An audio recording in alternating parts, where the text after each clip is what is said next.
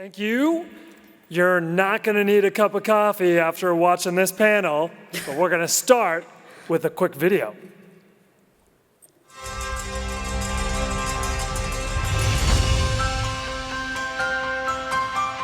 The reason why I started cooking, it was all about connection. It's a way every culture, every country, they communicate with food, and I was enamored with it. I was always just so curious to learn more and more, and I am so stoked that it's led me to this great path that I've had. This project itself aligns with everything that's in me. When we talk about sustainability, one of the biggest messages is making sure we're using actual agriculture companies locally. That's what I think you're gonna get when you come to Climate Pledge Arena. We've made an agreement with our partners. We're going to try and source 75% of our product within 300 miles of the arena. That's a big challenge, but we're partnering with some really good local purveyors. We're focusing towards the Pacific Northwest palette and making sure everybody comes in there and understands that they are back in the Pacific Northwest. We made a pledge, and that's how we're taking that approach. This is serious for us. The program we're putting together is going to make suppliers, vendors be compostable, get rid of single-serve plastic. Sometimes you got to force the market. You have to show up every single day when you make a commitment that you're going to serve safe, fresh, local food to 17,000 plus fans. There's an amazing team behind me that all come together to pull this off. So every guest that walks in feels like they're the only person that's being served in that moment. Our sustainability approach is making it more challenging, but it's all for the right reasons. I'm excited in the fact that we're building an arena that is going to be accepted by the local community and deliver exceptional experiences. Everyone in this industry has a responsibility to do better for our consumers. I think people feel that there's this conceived notion that we can't do it on a large scale, and I'm so excited to be a part of a group of people that are going to challenge that and that are going to push the boundaries, and Seattle's the perfect platform for that. Okay, so Debbie Friedel, we are take us back to, let's say, March of 2020. Governor has sent me and everybody else here in Seattle home because of this pandemic that we haven't quite fully understood. We're all totally sure we're gonna get back together in like a week or two. It's just a short time thing. And I get a phone call from ownership who says, what would it take for us to be the most sustainable arena in the world? And I say, I don't know, let me call a bunch of people. You were one of the first people that I called to say, how do we turn the food and beverage experience at Climate Pledge Arena into something that would be unlike anything else in the world? What did you say? I said a number of things. First, I was very thankful for the call.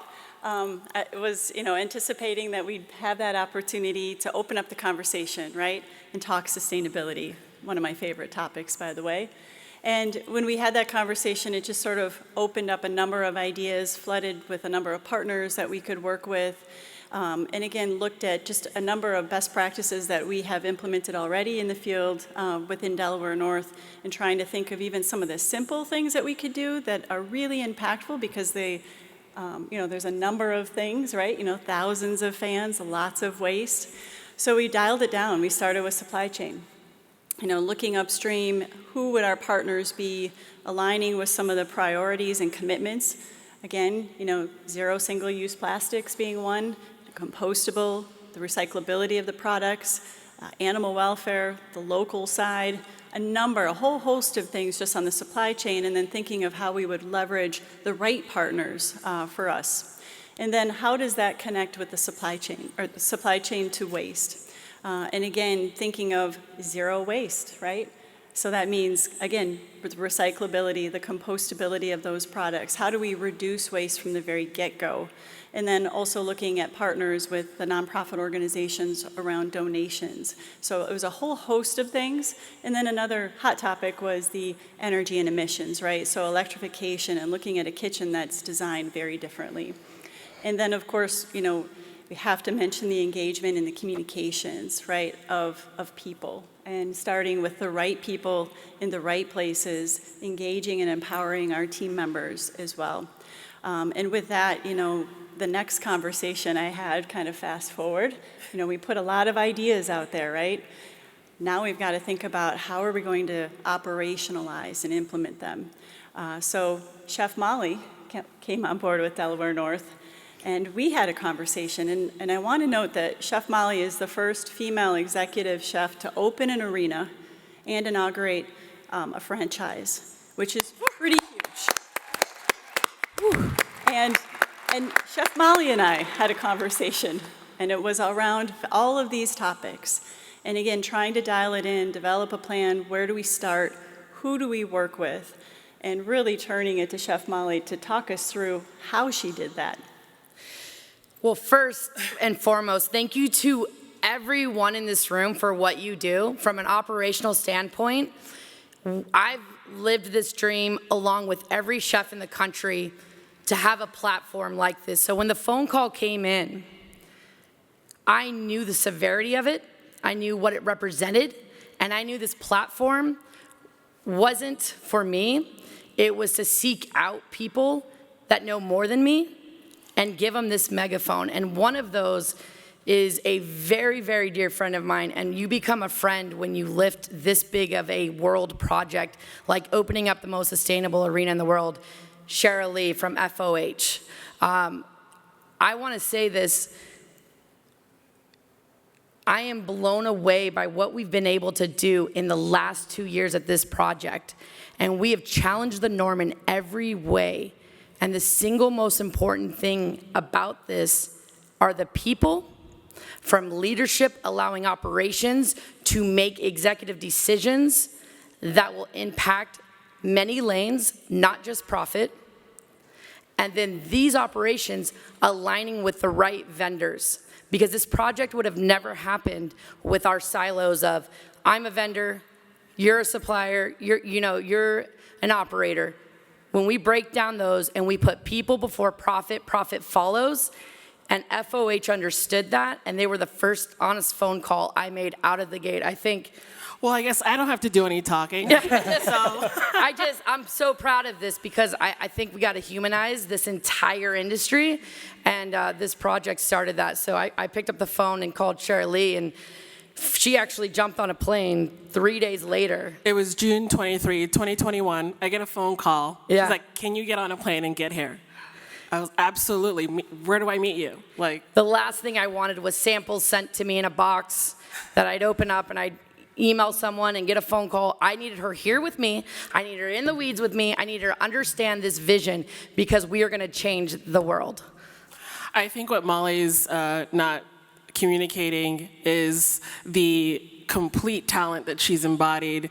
And it's honestly surreal sitting here, seeing this arena and all the glory that it represents. But truly, the partnership is something that I'm incredibly grateful for. When I look at, Chef Molly and what you're doing, that is such a powerful message. The global platform that this arena has created, that is so important. Okay, Chef, I'm going to try to moderate this discussion as much as I can. I'm open for trying new things. Yeah, Chef. One of the things that I love about working with you is your commitment to trying new things. Talk a little bit about some of the vendors that you've worked with, like Cherylee, who are bringing new things to the table. I think about an organization like Royal Ranch. I think about the work that you're doing internally to produce things on your own because you can't find vendors out there. Talk about some of the commitments that you've been able to make and the partnerships that have resulted from them. I think it's important to say that our audience, our fans, are smart. They're sick of the greenwashing. They're sick of words like cage-free or free range, because we all Angus beef. We know those things don't mean anything. They're flashy words. So the first step is transparency, right? So when we talk about beef, we don't shy away from it. We head it head on. Second piece is aligning, like I said, with the right vendors. Cherylee came, and she's doing something I've never seen in this lane, and it sounds small, But when you're able to actually scale it and then be able to digest that data and see a drastic impact, that's where it matters. And I'm going to give an example. Her company ships roughly 4,000 samples to arenas and stadiums around the US. She's eliminated the bubble wrap that goes into those. Small, but wow, does it change everything. So she's looking at it from a different perspective, and that's a necessity when I align with vendors or I align with partnerships, is how are you, it's more than just what's your bottom line and what can I do. I'm wondering who are the people involved. For example, FOH is a women-owned business, minority-owned business, LGBTQ-owned business, and I think that we are irresponsible if we don't acknowledge that sustainability is not just from a food perspective, a climate perspective, it's also a social injustice perspective, an economic perspective. It's all tied together. So when you align with those partnerships that genuinely have a purpose in all of these lanes, that's how you make the impossible possible. Cherylee, how do you get a decision like that through leadership? In terms of? Eliminating packaging, thinking more sustainably, or is that just part of the DNA of FOH? It's a huge part of our culture at FOH. When we look at manufacturing products for the sports and entertainment industry, we look at 3 different things. We look at design, we look at functionality, and we look at sustainability. So all 3 of those things have to align. It's got to aesthetically be pleasing, it's got to be operationally sound, and it needs to meet the demands of sustainability. So when I brought this topic up to Lynn in terms of, hey, how can we bring the vendor together, the food and beverage operator, the client, for this common goal of sustainability, I thought it was such a powerful topic to talk about, because we should all be collaborating and talking about the challenges, the goals. As the manufacturer, I think we really can bring some of those conversations to fold, because I think it's so valid. So, Chef, I think it's fair to say that you're bringing a unique set of skills here with your background, in previous sports venues, but also, with sustainable fishing. There's a value set that is really important to you here. What are some of the easy wins that you've seen, but what are some of the things that you still want to accomplish in the world of Climate Pledge Arena? So I always say I'm happy but never satisfied. And I think everyone in this room can relate to knowing there's not going to be a day we all sit and go, we did good, we're good. There's always going to be those challenges. Some of the things that we've done at this project, for example, being the very first all-electric kitchen of this magnitude, was such a feat. Easy to say, but you have to build a food program around that. You're approaching buying power differently. So that's huge impact. The second one is actually we track all gas emissions on deliveries that come in, so we understand the carbon footprint that we are doing, and that allows us to navigate decision making on when we are talking about outsourcing product and things of that nature. That's huge.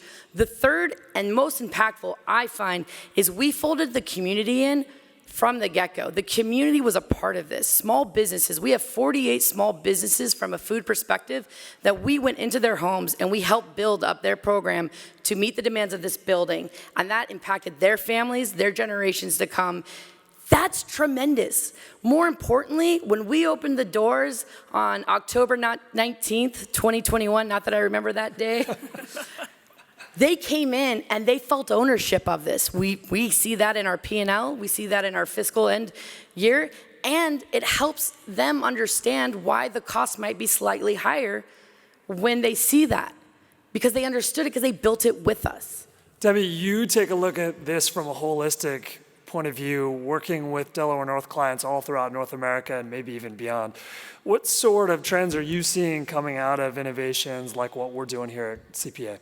Yeah, I'd say the electric kitchen is a big one that's continuing to grow, right? I also see AI becoming a big factor in helping us, especially with waste diversion, which many of us are challenged with, mostly front of house.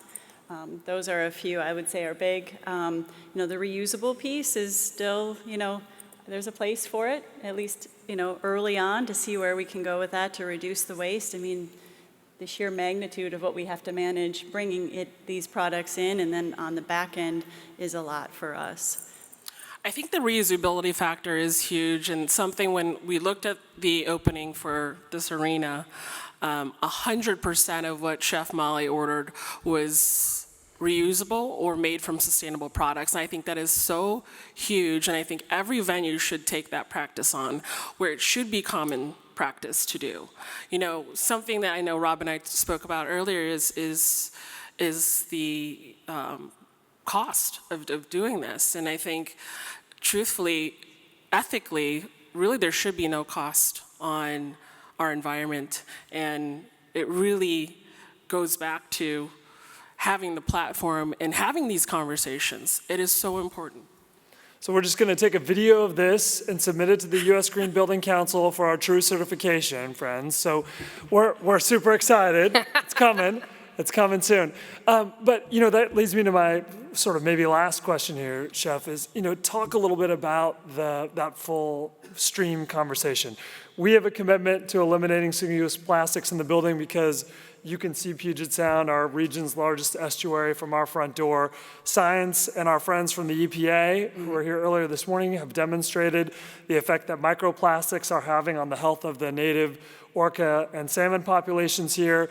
We also know microplastics are having a big impact on human health, with the average North American ingesting a credit card size worth of microplastics every week. Yeah. What are some of the things that your team is looking at as next generation products that could replace some of those plastics that you would see either traditionally in a kitchen or that are getting delivered to you from vendors? I think it's important to acknowledge that when we talk about sustainability, you see a trend really only talking about guest-facing areas. One of the biggest issues we have is actually back of the house. You know, compostable gloves. Oh, wow. Thank you, my friend. Applause line for But back of house. it's true. It's not sexy, and no one wants to talk about it. It's behind closed doors, and so they feel good about it. And so it's our responsibility to do the right thing when no one's looking, and that's what we truly value. Like, one, we use sustainable gloves, and we're able to look at that from a data perspective of how impactful that is, what we would have purchased otherwise. We're working with a company in Italy to be the first property to bring in compostable wrap, which is a game changer. We are challenging big corporations like Mars on their theater candy boxes to remove the plastic. That, not just for our unit, for all consumers. So when we talk about partnerships and corporations, it's pushing them to be more green. And small businesses have been so phenomenal doing that, but this platform has allowed a really big push. And we really intend to use it to the max to challenge the norm and not stop. Okay, so last question for each of the panelists. And yes, that was a good applause line. Great work. Debbie, I'm going to start with you, and then we'll just move down the line. If you were to give one piece of advice to an F&B vendor out there in the space about what action they could take to be more sustainable, what would it be? I would say start with the packaging. And I have to echo what Chef Molly said. I mean, we see so much on the packaging coming in, even with sustainable companies and the plastic wrap. And also just to understand what their sustainability initiatives are so that we can line up and leverage each other's, strengths and resources. Cherylee, obviously people should call you, and I'm sure your business card is available afterwards if people want to talk more about sustainability, but what's a piece of advice that you would give to folks? I have a couple of things. I think, one, vendor consolidation is huge. I think when you look at your current inventory and look where you can streamline and look at comparable items, I think there's value in not getting all these shipments into one venue. I mean, you're reducing fuel and waste and packaging and all that. So that's one. The second is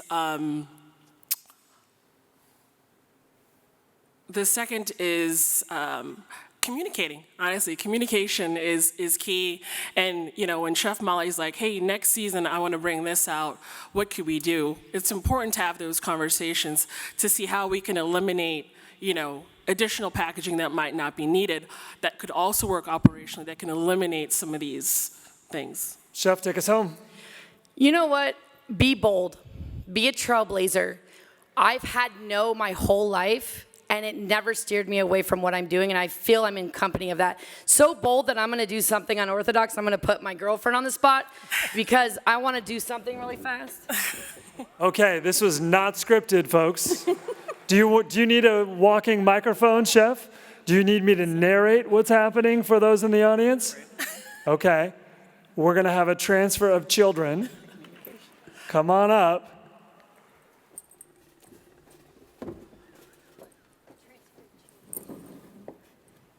This is what it's about. Right here. This is what it's about. So remember, we all have our purposes and the next generation. It's so important we remember that this isn't a business, this isn't a line, this is our human lives. So I think that's my advice. I think about her every time I'm making decisions and how it's gonna impact her future and her kids. So, all right, I'm done being bold and trailblazing. Okay, be bold.